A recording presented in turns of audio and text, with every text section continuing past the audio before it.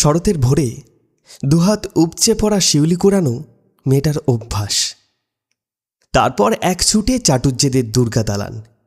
লোকচক্ষুর অন্তরালে ফুলগুলো এক কোণে সাজিয়ে রেখে আবার ছুটতে ছুটতে বাড়ি। পুজোর কদিন এই একই নিয়মে বাঁধা মেয়েটার জীবন। মেয়েটা বলতে মায়া টুডু, আদিবাসী পাড়ায় বাড়ি। পুজোর সারাদিনের কর্মকাণ্ডে তারা ব্রাত্য।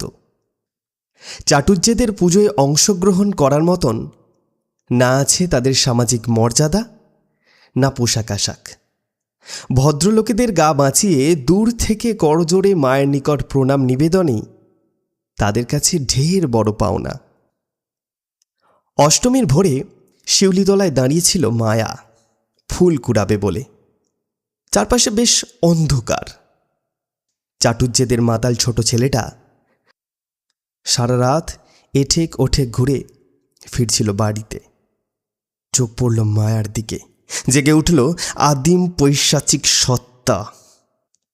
শিউলিতলার ঝোপগুলো কেঁপে উঠল, সাথে সাথে মায়ার সর্বশরীর। তথাকথিত ভদ্রলোক কেড়ে নিল এক তথাকথিত ছোট জাত নাবালিকার সম্ভ্রম।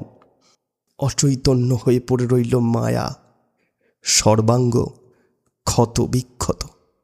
একমাত্র নির্বাক সাক্ষী ঝরে পড়া ওই শিউলিরা রক্তাক্ত।